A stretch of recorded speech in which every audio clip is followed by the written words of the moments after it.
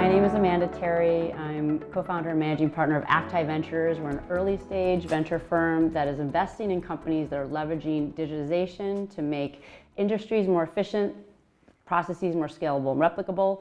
And we also want to use technology for good, solving challenges aligned with the UN SDG goals. I am super excited today to have my co-founder of both ACTAI Ventures and MetaGood, and chairman of MetaGood, Bill Tai, with me here today. So thank you, Bill, for taking the time. Thank you, Amanda. I know we've done a lot of these fireside chats together, but sometimes I never get them filmed. So I'm glad that we have a little bit of downtime that I could grab you and get some of this on film as well. Absolutely.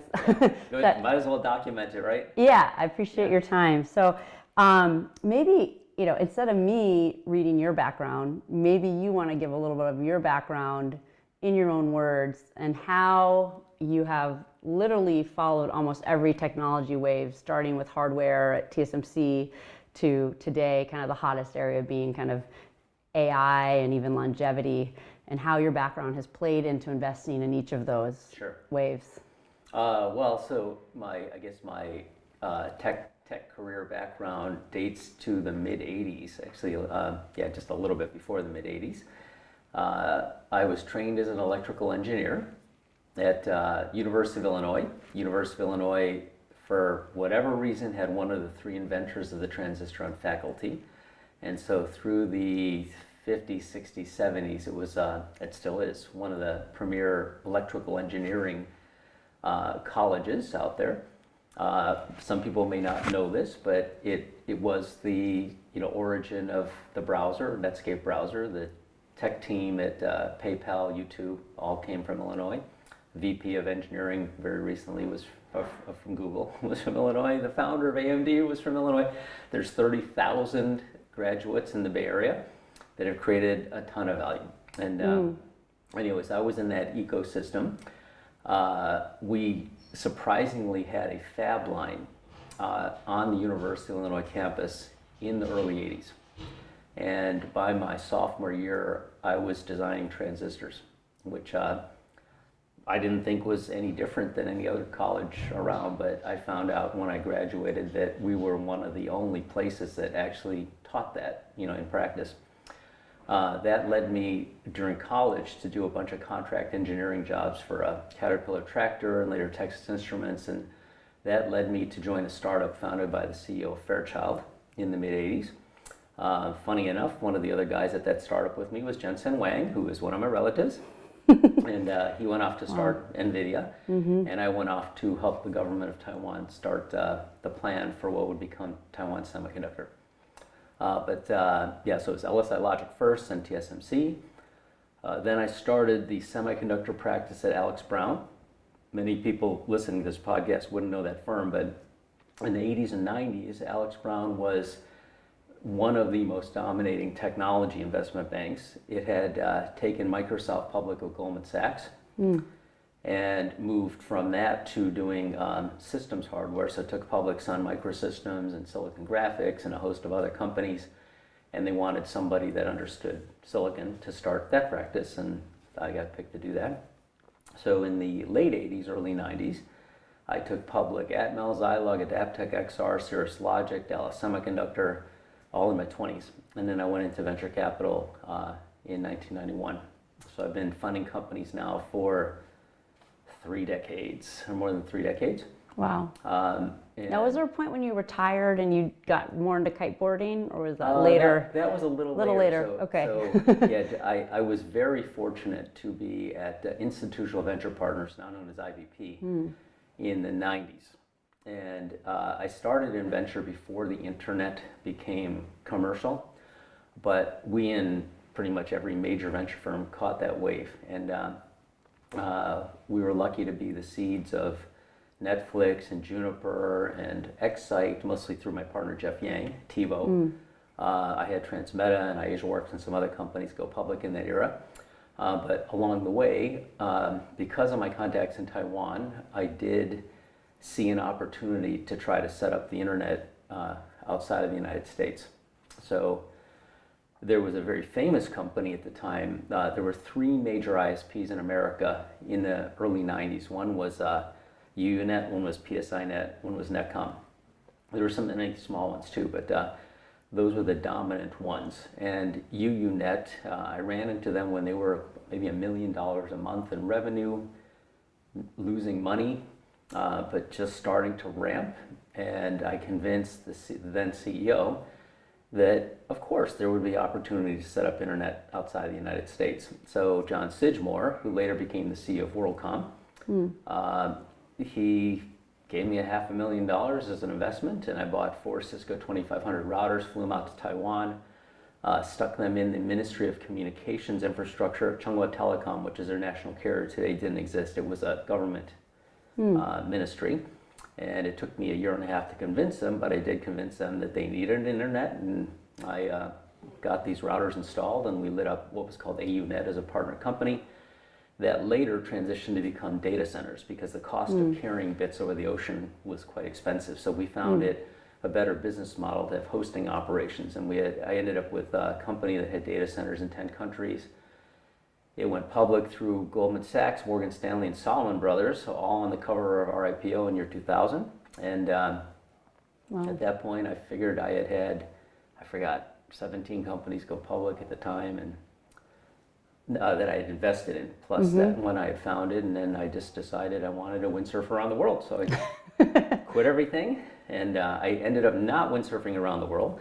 I was in Mexico with a couple friends that were Jaws riders, windsurfing Jaws riders, and saw them light up the first commercially produced kite from a company called Whippica. And maybe I'm a little cocky about this stuff, but I saw them jumping over waves, and I said, "Oh, I can do that." So I decided I'm going to do that, and then I started kiting the next year. Wow. Yeah. So anyway, and then so I took some time off, and then around 2002. Web 2.0 was starting. So the world's tech waves had moved from silicon to boxes to networks, and then all the growth was happening on the edge of the network, on the interface.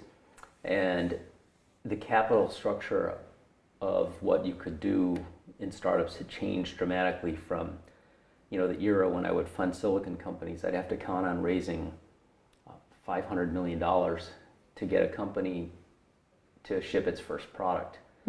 And all of a sudden there were kids like Mark Zuckerberg at the time starting these things in dorm rooms for nothing. And so I realized there was going to be an explosion. I got back in the game, and I helped open Charles River Ventures West Coast office, and pushed hard for us to look at digital media, we called it. Hired in a friend of mine, George Zachary.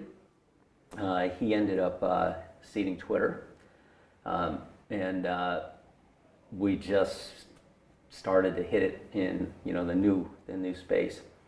And then over a period of years, I realized that I didn't really need a big venture fund anymore. So around 2010, I started kind of just doing my own kind of seed financings, and ended up seeding a bunch of interesting companies, whether it was Canva or Zoom or Tango or Voxer, TweetDeck, and dozens of others, which somehow many of them have worked out. Yeah, I think you've seeded or early stage invested in now 23 publicly traded companies. Is that right? I think or 20 maybe more. Maybe actually. more? Okay. Yeah, there's more. I've had 24, 25 companies that I've ended up funding as private companies become publicly listed now. Wow. Just live long enough, it'll happen for anyone. I know. I remember. You've been multiple times on Business Insider's top 100 seed investor list, and I remember your quote from this year was something like, "I'm like the Wolverine of the X-Men. Like, I've been through so much. I can really help companies navigate because I've seen it all," which I think people maybe don't appreciate, or because you look so young from, I don't know if it's kiteboarding or what. We'll talk about this longevity as well, but you've obviously seen so much, operationally and investing. Like the guy, Wolverine and X-Men. Watch the movie Logan. He's been around for thousands of years, and he just can't wait to die because he's been through it all, and everything's kind of routine, but keeps going. Yeah. Oh, well, one of the things, I mean, obviously we just came back from ILAI, which was a gathering on Richard Branson's island, Neker, around artificial intelligence. What opportunities are you seeing there? It seems to be, one of the hot fields. It's such a sweeping wave. So like the internet wave of the mid-90s, you couldn't really start a company that wasn't somehow, quote, internet enabled, or we'd become internet ready at some point. And I think we're in that kind of a wave again, which is a very horizontal, foundational wave where old companies are going to get AI enabled, and there's going to be lots of new startups that are sort of AI first. When I was at IVP, we had a phrase that was born on the web, that there'd be a whole new generation of companies that really found their differentiation and traction and distribution through the internet and focused hard on that. And I think you can't ignore it. And it's a part of pretty much every company that we look at today has some AI component. Some are AI first, some are just, kind of A as part of the strategy, but it's core to pretty much everything now already. And AI is not a new wave. I mean, people have been talking about AI and working on AI of different forms probably for 50 years. And I think for the last 15 years, Google has been investing very heavily in that, through either Google DeepMind or Google Brain, which they eventually merged into one unit. But like the internet had been around for 15 years before it really broke through as ARPANET, DARPANET, the various versions, until the user interface became really low friction, easy to use. It wasn't reaching its potential. And when the Mosaic browser came out and it just kind of took over as a really easy to use interface, exploded everywhere. And I think the ChatGPT moment is that in the AI wave.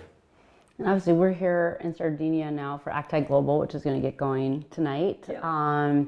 Talk a little bit about, longevity. I'm curious from your personal perspective, kind of your interest in it and kind of what opportunities you see potentially in the space. Sure. or why now, why Sardinia, why longevity? Yeah, so I've been experimenting in the space for a while, sort of accidentally. So I often will just attach to really interesting entrepreneurs that I think are just winners, independent of field. And I had kind of two earlier, I wouldn't call them experiments per se, but for me, they were investments out of my mainstream areas where I felt like I had heavy competitive advantage and knowledge. I backed a company that was a leader in its category, but ran into some insurance overbilling issues and got shut down. I was an early seed investor in a company called Ubiome, which was the leader in microbiome, which I funded maybe 10 years ago. I'm the first outside investor in color genomics under Othman Laraki, who was he's an entrepreneur that's just good at everything. And I just wanted to back him. And he and his partner, Elad Gil, who co-founded the company with him, they, to even start their business, they needed to buy an aluminum machine, which was, I think almost $1 million. And so, which is a heavy CapEx spend for a raw startup. And so Othman, passed the hat and asked me if I'd fund it with him, and I did. And I don't remember exactly Color's most recent valuation, but they've managed to build a multi-$100 million business and accumulate kind of through profitability at times a pile of cash, and I think they're worth about $4 billion now, maybe more. Wow. But I think the demographics of developed societies, coupled with the inefficiency of modern healthcare system, particularly in America, where healthcare expenses are now 19% of GDP, present, a very big problem to fix. And so I think to the extent that there's the application of modern technology, new things to, preventative healthcare, functional medicine, kind of drilling down to the source of the problem, not lots of Band-Aids on healthcare issues.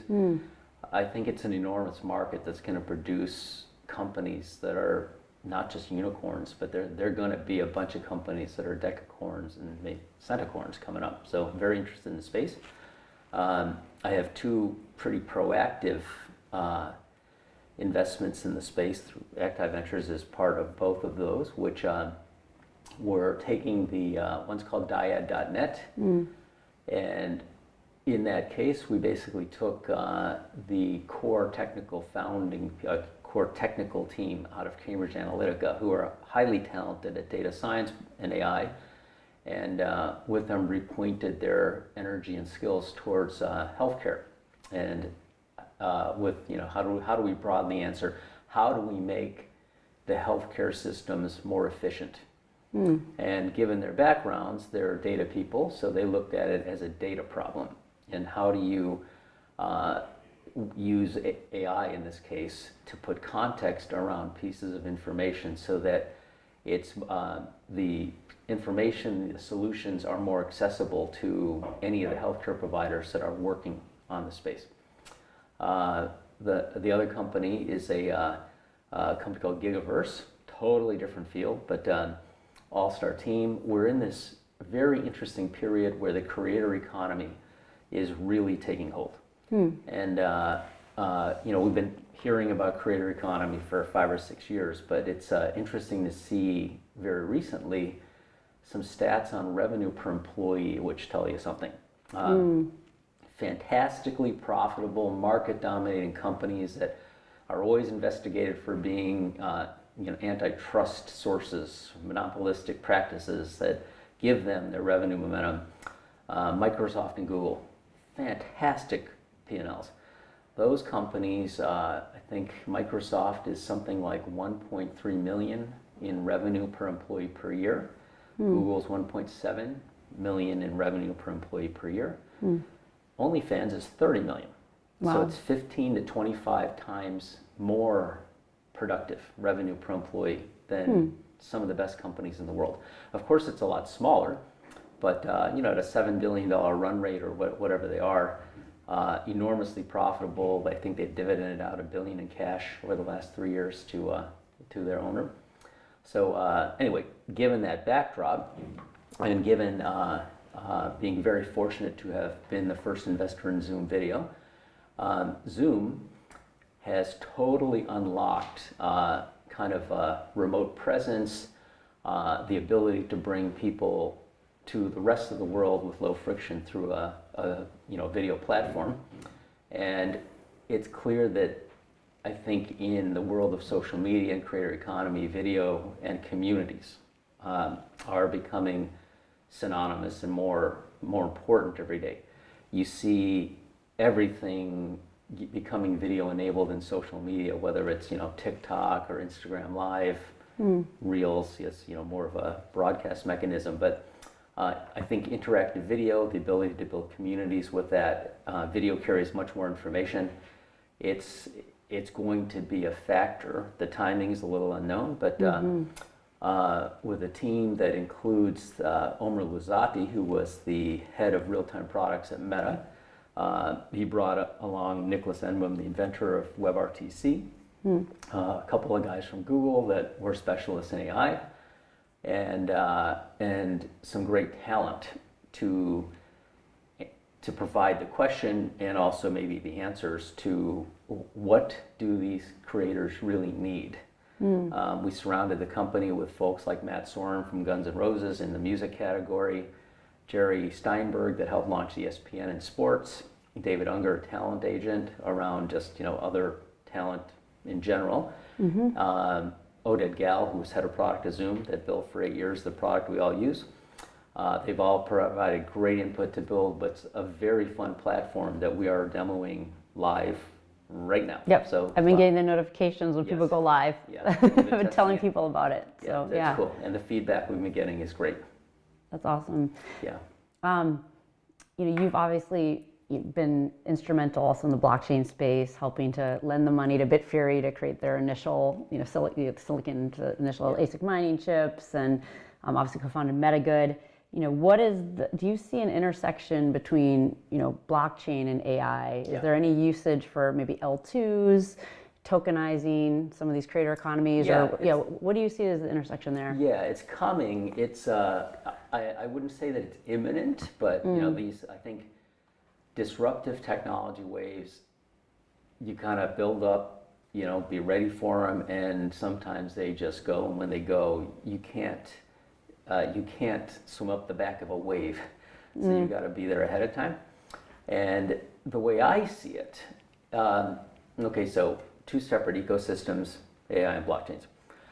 AI is really good at taking pieces of information, however, whatever format today, it's in words and language models, and the granular pieces can be effectively read by these layers of AI to synthesize them into information or to interpret them into what does it mean, especially if there's an ocean of information that is just too hard to comprehend manually or by one person. And if you can take sort of aggregate brain power, put it into a model that can read and then output an answer, that's where you get the efficiency. And that's what you see with ChatGPT. And you see it with things like vertical GPTs, like, Canva was one of the first companies to do a GPT with OpenAI. And that one, for example, Canva has something like 185 million users every month creating a design. All of that energy goes into this library of information, which then is read by a GPT to then, you can query it, and it will take all the things that were done in the categories of the things you're interested in and start that design for you. So it's like leveraging, I want to do something, 185 million wisdom of the masses, have done it, some portion have done it before. Why should I have to recreate that, right? So that's what AI is really good for today. If you think about what blockchains are the framework for identifying, compartmentalizing, and making the pieces of information contextually aware to the whole cloud of information. So I use an expression which is, it's a TCP/IP for assets. So if you think about what TCP/IP enabled, things like email. Before, you'd handwrite a letter, stick it into the mailbox, to the post office, to the carrier, etc. Very slow process. Eventually, you could just type it out on a digital letter, and that letter had an identifier because it knew that the system knew where it came from, knew when it entered the system, knew when it was being transported, and where it went. So think of it as a context-aware cloud for everything that enters the system. And because it's a context-aware cloud where everything can know where everything else is, the information is very liquid, and it can be efficiently routed to wherever it needs to go. So to the extent that you need quickly information from many inputs, it can be fed to that source, and decisions are speeded up, basically because of things like email compared to faxes. Say, if we had to make every conversation we did yesterday, oh my God, done with a fax or a handwritten letter in the mail, how slow is that, right? So it just speeds everything up. Okay. And so when you marry the engines of AI with a structure of blockchains as a TCP/IP for assets, that's when we move from word-based AI in things like ChatGPT to instant completion of every decision, whether it's an analytical decision on, what does the Earth look like from this perspective at this point through satellite, to financial transactions, to instant closure of many, many, many layers of decisions. So I don't know when that's going to happen, but it will happen. It's probably a 10 to 20 year wave, maybe longer. Speaking of waves, and kite surfing obviously is something you've been passionate about ever since you started doing it, and is kind of one of the things we love to do at ACTAI Global. And obviously ACTAI Global stands for Athletes, Conservationists, Technologists, Artists, and Innovators. It's Bill's nonprofit. We do gatherings all around the world. We're in Sardinia now. We were fortunate enough to be in Hawaii earlier this summer, in Greece, and you bring these incredible entrepreneurs, investors together. The mission is really around ocean conservation and also economic empowerment via entrepreneurship. I met you through ACTAI Global, I guess in 2013, and it's really changed my life. Mm-hmm. Yeah, I mean, immensely. I've made so many friends, and obviously so many incredible business opportunities and personal opportunities have all come through this network. So thank you for founding this nonprofit that brings us all together in incredible locations, Bill. But maybe you could talk a little bit about I mean, there's been so much, I feel like, value creation for people personally, and then also even on the business front. Maybe you want to talk a little bit about either one of those or both, whatever you want to talk about, that's come out of this network over the decades that it's been, people have been getting together basically through you. Yeah, it's interesting because I think just like, everyone has a different style. And there's some people that try to make the wave. Guys like Elon Musk have been very successful at forcing things to happen. I think I'm more of a person that kind of looks at where's the energy going to flow naturally, because it's less work and more likely to happen if it's going to happen anyway, and you're just the person that helps unlock it. And the wave of what has become ACTAI, I honestly can say I didn't plan it. Okay. It just sort of, it was an extension of the energy of a small, closely knit community at the beginning of very high energy entrepreneurs that I think just happened to share a passion at the time for windsurfing that translated to kiteboarding. And as I think about what's happened over the years, I think what it is that the kind of people that are attracted to that sport are a certain kind of person. They're just not daunted by anything, and they're willing to try and take on things that at first glance maybe look hard, and I think when I think about the many years where I've encouraged my friends to come learn or try to teach them to both either windsurf or kite surf, when someone's kite surfing out on the water and you bring a new person to look at it, you'll either get one of like 3 or 4 reactions. Some people will say, "Oh my God, that looks hard, I'm never going to try that." Or you'll get, "Wow, that's amazing. I'm going to do that." Yeah. And then there's a range of things in between. Yeah. And so the people that end up doing it, you might, I don't know what the numbers are, but you could take 100 people and there's going to be like 5 that are like, "I'm in." And there's going to be maybe 50 that are like, "Too hard." And then there's some in between. And so I think if you collect only up, a bunch of people that are those like 4 or 5% that, "Oh, that looks really amazing, probably hard, but I can do that," you're going to get a certain kind of person. So I think we had only those kinds of people in our community for years, and they're just go-getters. And somehow, when I look back over the last 25 years of the groups getting together, all of the people that were in our early communities ended up being amazingly successful in their careers, because I think they have the attitude, the energy, and they're just willing to try. And I think you find over and over in life, unless you try, nothing happens.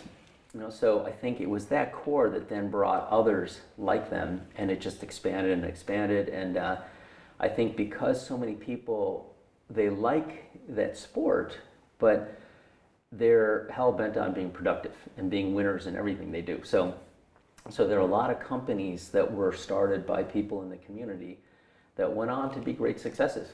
And there's a fun little Medium post I did, I think around 2018 or 19, that reflected upon a single trip that was kind of captures the spirit of all. We were on Neker Island, and I think Zoom was 1 year old. We were testing the first product, and we had Zoom. Okay, now this is like 2013, so this is 11 years ago. And what this little Medium post is about, but I think if you Google search $30 billion stress test on Neker Island, you'll find this article. And the $30 billion is kind of a made up number, because the actual market cap of the company is more like 50, and it's been over 100 billion. But we had a bunch of startups that were all worth nothing at that time, testing out each other's products. We had a 1 year old company in Zoom wondering, whether the product was going to work. And just to give you a little, maybe too much information on networks, you need to be under 100 milliseconds latency, generally speaking, to have decent video and audio quality. And that, by the way, 110 milliseconds is roughly what the time delay is if you send a message from America to Perth. So over, all the way across the world to Australia. We got to Neker Island, and I wanted to test the network, so we put a network sniffer, it's called, onto the network. The latency was 400 milliseconds. It's like 4 times the distance of a packet coming, going to Australia from America, because it had to go through 3 router hops and then jump over to a microwave link to Virgin Gorda and come over. Anyway, it was crazy, but we decided to test it anyway. And we set up, I installed Zoom on one of Richard Branson's computers, and we had entrepreneurs presenting from Tokyo, Los Angeles, San Francisco, New York, London, and a couple other cities. And they were all presenting over the Zoom to Sir Richard and a bunch of other people. And the test, it had some little not like shutdown glitches, but some stuttering, some glitches, but it worked. And it was interesting because the companies presenting that day included a raw startup raising their seed. That was Melanie Perkins and Canva, which today is worth 26 billion. Who knows, how much higher it's going to go, but it keeps growing in size and value. Othman presented. He was the person that introduced a company that he and I backed called Treasure Data, which I was a co-founder of. But we had a couple guys in Japan talking about data science and how Hadoop was going to become a thing and machine learning platforms would be important. Again, this is 2013. Othman went on to start Color Genomics, which I think is again worth $3 or $4 or $5 billion. Treasure Data was acquired for nearly $1 billion by SoftBank. Alexandra Chong, I think, was presenting. Her company got acquired by Baidu, and she started another one called Jacana. And there are a few more. But anyway, so not a typical trip, but I guess it was a typical trip in format. I definitely know that not every one of our kite trips produces $50 billion in market value, but I couldn't say that it won't happen again. I think it's not out of the range of possibilities. So I think it's just an amazing confluence of people, a format that unlocks people's just attention. I think one of the things I've learned is when I go to conferences in the city I live in, I may be physically present, but I'm only half mentally present because I've not really stepped away from my day-to-day. And and you look around the room in any typical conference in any metropolitan area, people are sitting there on their phones. And I think because ours are active gatherings, you can't do that. And I think the bonding that happens, half of the value, more than half the value of any conference is getting to know a handful of people at the conference. The content is really just a stimulus for conversation. And it's really, who did you meet and is there a sticky relationship or not? Because that helps make the world go round. And I think for whatever reason, because of the way we do things, you end up with quality time with a lot of people, and you get to know people outside of their work, and you really get to know them as people. And the relationships, I think, as you mentioned, they're just more durable. So, I literally cannot count the number of people that have walked up to me at one time or another saying, you literally changed my life. My best friends are from there. I married somebody from there. I founded this company with somebody I met on your trip. All the money from the funding got catalyzed from the trip. Happens over and over and over. That's amazing. Yeah, and I mean, I feel like you're very humble. You wouldn't say this is Midas touch, but you do go to these places. You touch people in places. Yeah. You leave them better off. I mean, you went to Perth. What was it? 2012? 2010 was 2010. Okay, so you did Perth, right? To as you're talking about Mark Zuckerberg and trying to find who could be the next Mark Zuckerberg at Curtin University, right? And you were just recently in Japan, right? And you were featured in Forbes Japan. But how do you decide kind of What in your spidey sense tells you, okay, I'm going to go to Perth, or I'm going to go to Japan like you did a month ago, and then things seem to blossom from there, maybe not immediately, but in the years coming after that. Yeah, I feel like I'm a little bit of an ambassador for the modern ways of innovation. I don't know if it's a third industrial revolution, fourth industrial revolution, but whatever industrial revolution we're in this big transition from hydrocarbon-based industrial machinery to software bits running over networks. And I think because I basically have grown up in that my entire life has been part of that wave that started really in North American Silicon Valley, but it's like that scene in Star Trek with Genesis Project where Spock goes to save everybody by pulling the nuclear reactor out of save everybody from dying, and he's dead, and they decide they want to bring him back to life. So there's this thing called the Genesis Project, and if they can get Spock's body to this thing, boom, right? So the world's black, and all of a sudden this green shoot comes and the whole world becomes colorful again. So I think the productive economy we're in is kind of like that. There's a transformation occurring, which is really software bit driven. And I think because I've always been kind of on the front of that wave as it extends from North America, or has been extending over North America over the last 20 years, other economies are feeling it, and they've been feeling it for a while, but there's a natural gravitational force that is pulling these economies to unlock that layer, and they all want to create that layer, whether it's like little island countries like Barbados to big countries like Australia, right? So it's strategic to many of these countries, and again, it's this philosophy of, you can't make a wave, you can only ride it, so if it's going to happen anyway, you can catalyze it. And so I think Australia was kind of a random event. I think the timing was right. The wave was getting ready to happen. But I have to say, when I first came there in 2010 to Perth, Australia, there was almost no startup ecosystem in Perth. I think maybe the next year, the first incubator, Space Cube started, but it was pretty barren. But there were young people that were talented everywhere in the world. A few of them had got exposed to tech earlier, like a Mark Zuckerberg, who started Facebook at Harvard. And when I was there to give a talk during a kite surfing trip, I thought, somebody in this audience probably is going to go back to the room, code something up because they can. And so I wanted to find out who that was, and I started a startup competition that became the Extreme Tech Challenge. And that was the year I met Melanie Perkins. So I was right. Who to know? But Tokyo was a totally different thing. I was very fortunate in 1985 to help open the LSI Logic office in Tokyo.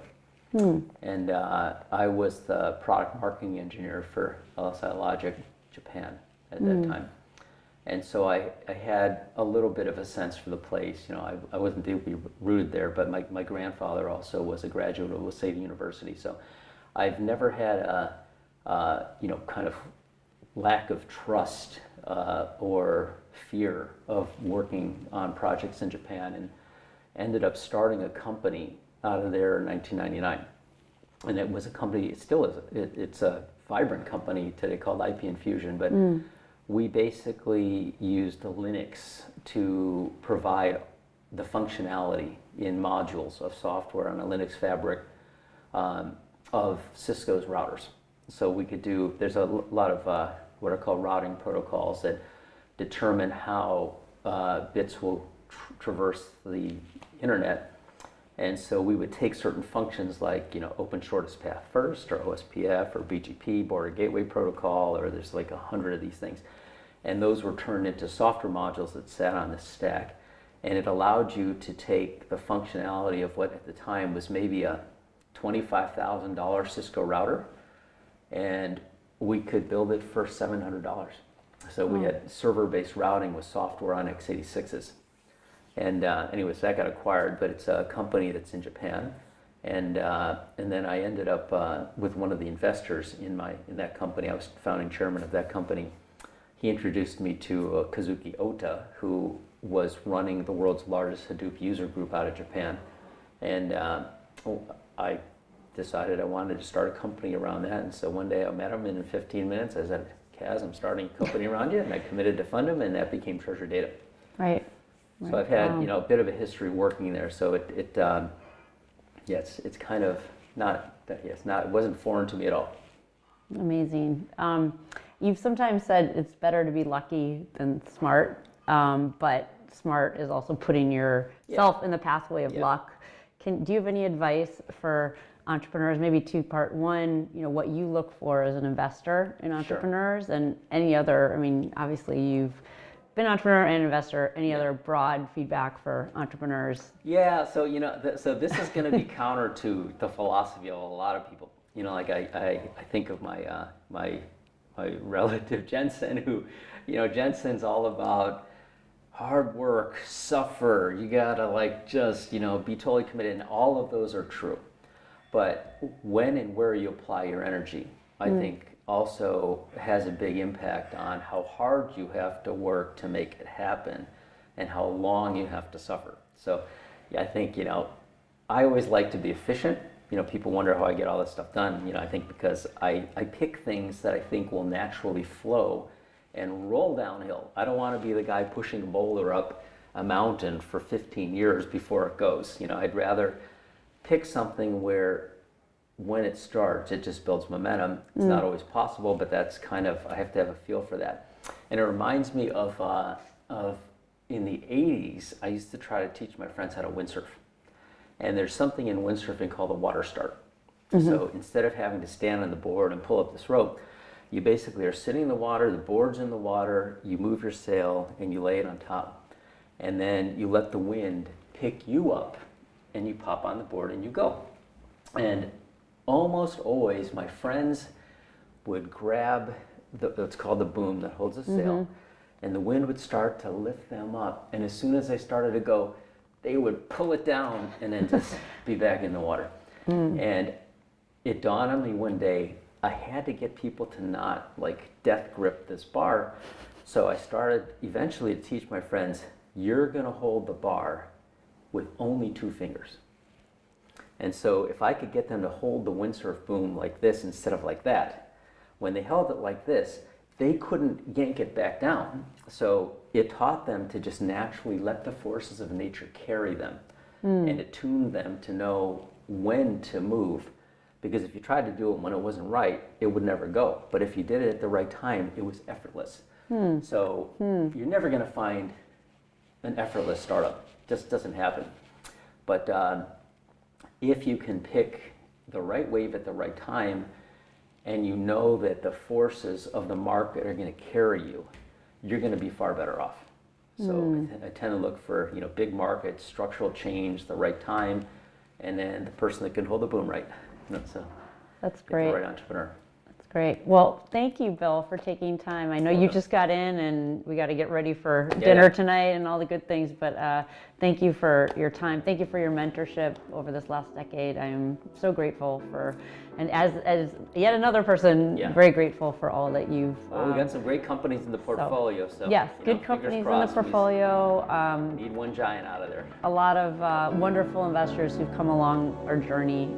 So just want to thank you for your time and for all of your mentorship. Thanks.